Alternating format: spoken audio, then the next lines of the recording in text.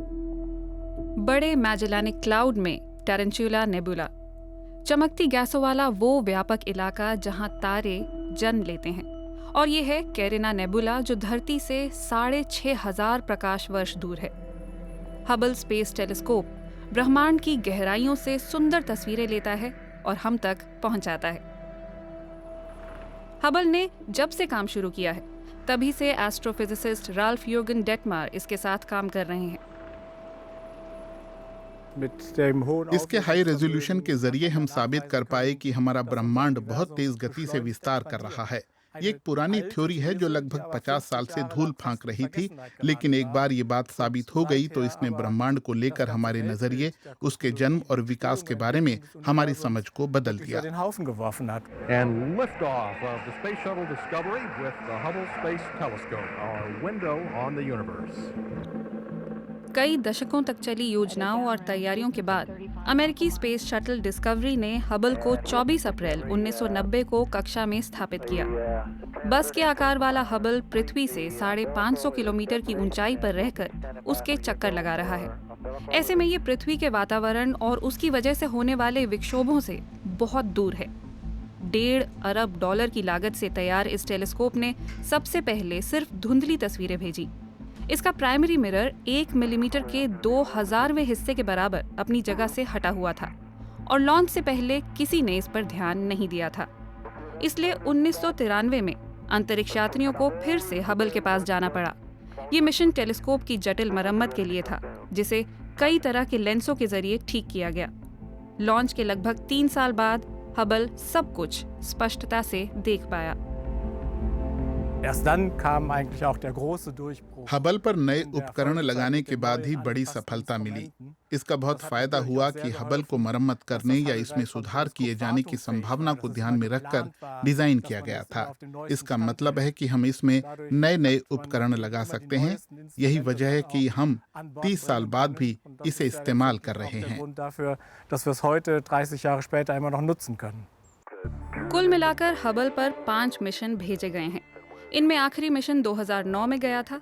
इस दौरान इसके सेंसर बदले गए, कैमरों को अपडेट किया गया और नए सोलर पैनल लगाए गए।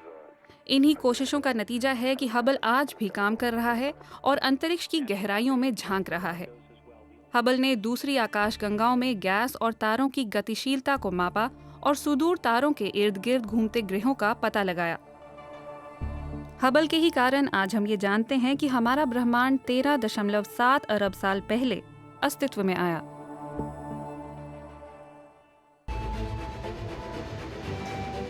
ये है हबल का updated version, James Webb space telescope. अब तक बने सबसे जटिल वैज्ञानिक उपकरणों में से एक। $10 अरब की लागत के साथ ये सबसे महंगे अंतरिक्ष उपकरणों में भी शामिल है। हबल जहां मुख्य तौर पर विजिबल स्पेक्ट्रम में काम करता है, वहीं जेम्स वेब टेलीस्कोप लगभग पूरी तरह इंफ्रारेड प्रकाश के साथ काम करेगा। हाइडेलबर्ग का marks Planck institute for astronomy James Webb telescope को तैयार करने में शामिल रहा है। एस्ट्रोफिजिसिस्ट क्लाउस येगर बताते हैं कि इंफ्रारेड रेंज में काम करना क्यों जरूरी है। जहां तारे बनते हैं वहां धूल दिखने वाले प्रकाश को सोख लेती है। इंफ्रारेड से आप इन सिस्टम्स के अंदर झांक सकते हैं। लंबी वेवलेंथ के जरिए ये बादलों से गुजर सकता है। ब्रह्मांड का विस्तार हो रहा है और दूर की आकाशगंगाओं से आने वाला प्रकाश लाल हो जाता है, तो इंफ्रारेड टेलीस्कोप के जरिए इन चीजों को ज्यादा सफाई से देख सकते हैं।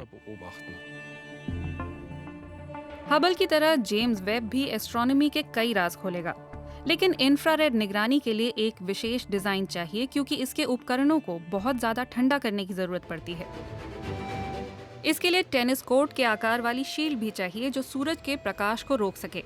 जाहिर है कि इसे किसी अंतरिक्ष यान में नहीं रखा जा सकता, इसलिए जेम्स वेब टेलीस्कोप के लिए एक बेहद जटिल स्ट्रक्चर तैयार किया गया है जो सिर्फ अंतरिक्ष में पहुंचने के बाद ही खुलेगा। इस पूरे कार्यक्रम के साथ बड़ी तकनीकी चुनौतियां जुड़ी हैं। ये बेहद जटिल है और इसे अंतरिक्ष में जाकर काम करना है, इसीलिए इतनी सावधानी बरती जा रही है। हम उम्मीद करते हैं कि 2021 के आसपास इसे लॉन्च किया जा सकेगा। तकनीकी जटिलताओं के कारण इसका लॉन्च कई बार टाला गया है। मिसाल के तौर पर हबल में सिर्फ एक मुख्य मिरर है, वहीं जेम्स वेब टेलीस्कोप में 18 अलग अलग मिरर हैं जो अंतरिक्ष में पहुंचने पर आपस में मिलकर एक बड़ा मिरर बनाते हैं। ये मिरर हबल के मिरर से 3 गुना बड़ा भी है और लॉन्च के बाद हबल की तरह इसमें मरम्मत नहीं हो सकेगी। कुछ लोग कहेंगे कि हबल में शुरुआती समस्याएं आने के बाद उसकी मरम्मत कर दी गई थी, लेकिन जेम्स वेब को लेकर हमें ऐसी चीजों से बचना होगा, क्योंकि यह पृथ्वी से बहुत दूर कक्षा में स्थापित होगा और लॉन्च के बाद वहां जाकर मरम्मत करना संभव नहीं होगा।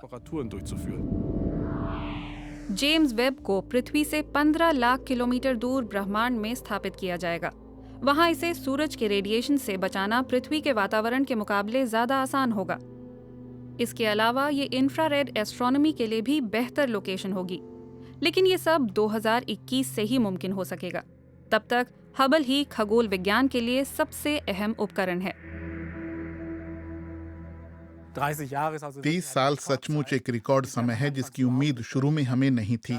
बहुत खुशी होती है और थोड़ा अफसोस भी कि ये खत्म होने वाला है। दूसरी तरफ हबल का उत्तराधिकारी ही भविष्य है। विज्ञान को आगे ले जाने के लिए उसकी जरूरत है। हबल ने लगभग हर उस चीज को देखा परखा जिस पर नजर रखने के लिए हमने उसे कहा।